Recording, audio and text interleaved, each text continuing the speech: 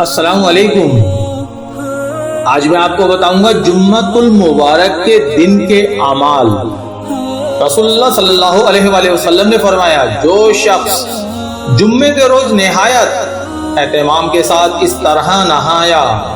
جیسے پاکی حاصل کرنے کے لیے غسل کرتے ہیں، پھر اول وقت مسجد میں جا پہنچا تو گویا اس نے ایک اونٹ کی قربانی کی،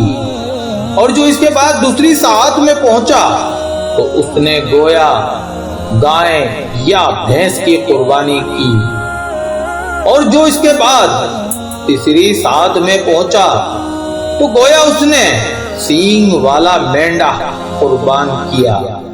اور جو اس کے بعد چوتھی ساعت میں پہنچا تو گویا اس نے اللہ کی راہ میں ایک انڈا عطا کیا۔ پھر جب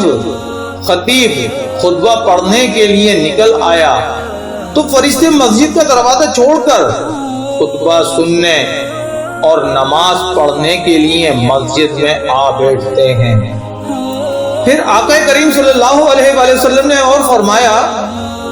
جمعے کے دن مجھ پر کثرت سے درود بھیجا کرو، اس روز درود میں فرشتے حاضر ہوتے ہیں اور یہ درود میرے حضور میں پیش کیا جاتا ہے۔ پھر نبی کریم صلی اللہ علیہ وآلہ وسلم نے فرمایا، جو شخص جمعے کے دن نہایا دھویا اور اس نے طہارت و نظافت کا پورا اہتمام کیا،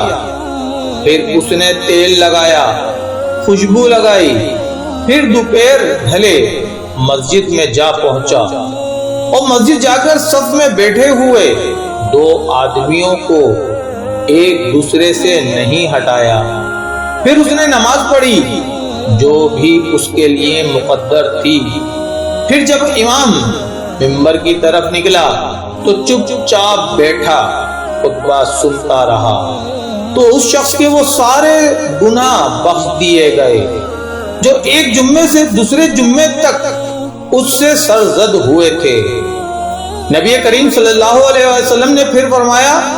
جمعے کے دن ایک ایسی مبارک ساعت ہے کہ بندہ اس میں جو بھی دعا مانگتا ہے وہ قبول ہوتی ہے۔ جو شخص جمعے کے دن سورہ کہف پڑھے گا تو اس کے لیے دونوں جمعوں کے درمیان ایک نور چمکتا رہے گا۔ پھر آپ صلی اللہ علیہ وآلہ وسلم نے کہا، جو شخص جمعے کی شب سورہ دخان کی تلاوت کرے اس کے لیے 70,000 فرشتے استغفار کرتے ہیں اور اس کے سارے گناہ معاف کر دیے جاتے ہیں۔ پھر آخر میں حضور اکرم صلی اللہ علیہ وآلہ وسلم نے فرمایا، لوگوں کو چاہیے کہ نماز جمعہ ہرگز ترک نہ کریں، ورنہ اللہ تعالیٰ ان کے دلوں پر مہر لگا دے گا، پھر ہدایت سے محروم ہو کر وہ غافلوں میں سے ہو جائیں گے۔ میرے دوستوں اور عزیزوں، یہ جمعے کے دن کے جو اعمال میں نے آپ کو بتائے ہیں، اگر آپ کو پسند آئے ہوں تو لائک، شیئر اور سبسکرائب لازمی کریے گا۔